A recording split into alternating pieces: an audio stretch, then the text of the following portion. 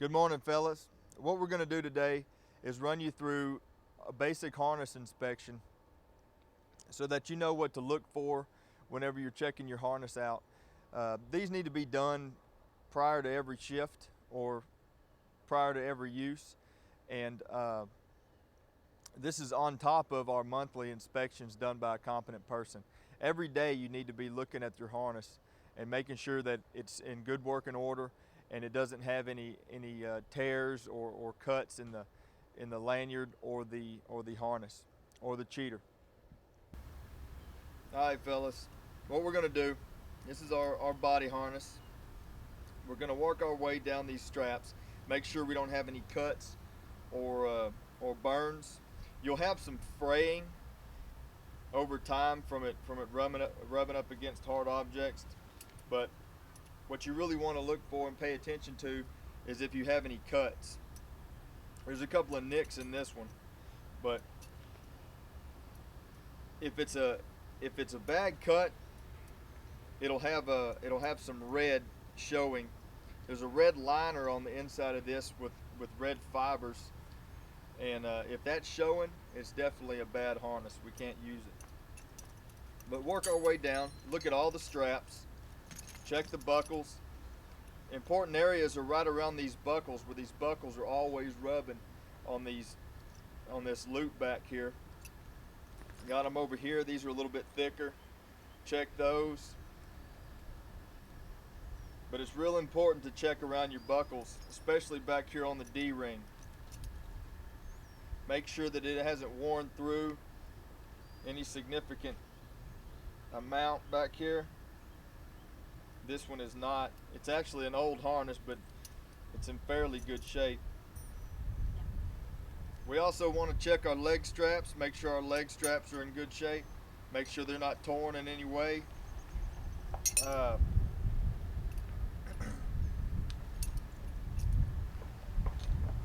lot of times, especially with welders or pipe fitters, iron workers that do a lot of grinding and thing, they'll have burns on these, and burns are significant also. That's going to deteriorate the strength of the harness.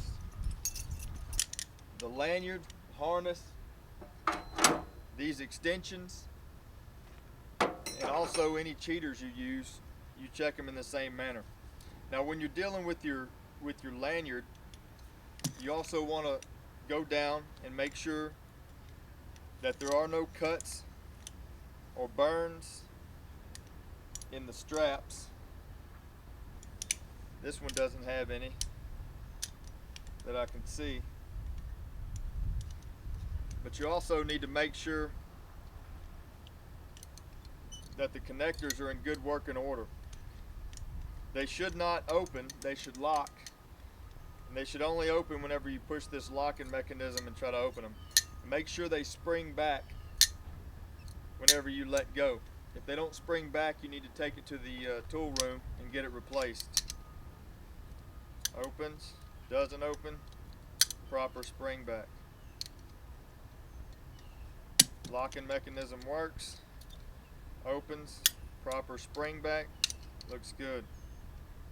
Just like on your harness, you want to check these eyes that are sewn in, because they get worn out first typically, because they have this eye rubbing on it all the time.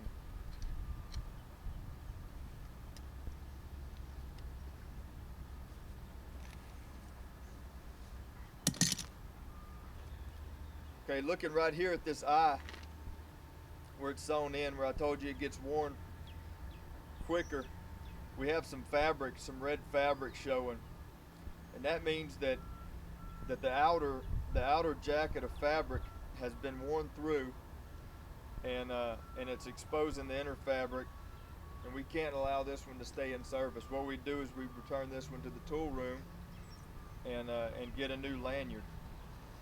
These are the kind of things you need to look out for. Also, on your 12-inch extensions, you want to check the strap out, make sure it doesn't have any cuts or burns, or anything like that that would deteriorate it or leave a deficiency. Always check the eyes, just like on the lanyards and the harnesses, and check for proper function. Good spring back, locking mechanism works, good working order.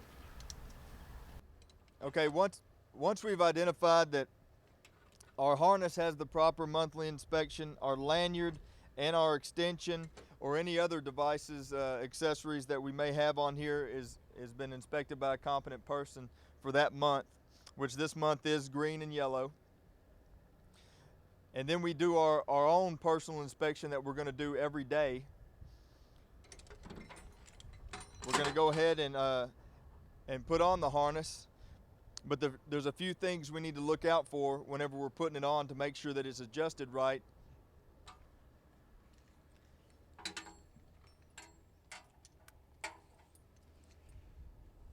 You know, inspect it or do I have to? Go ahead and put it on.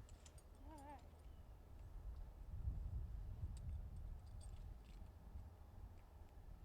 Talk about how it's not supposed to be too tight on your legs.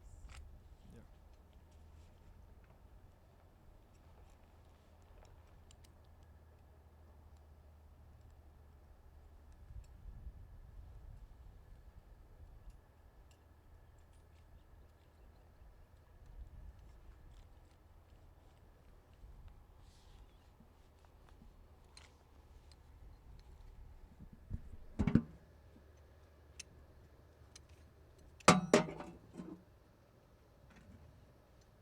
We are harnessed up.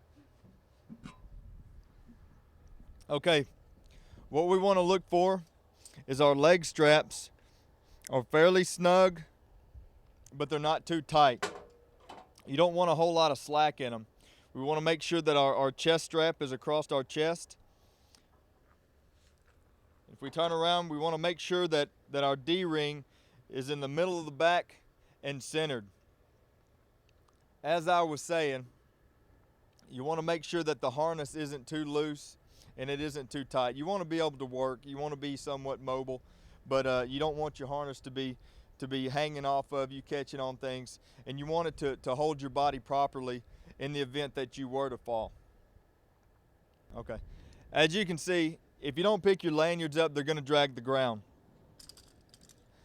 And if you allow them to drag the ground,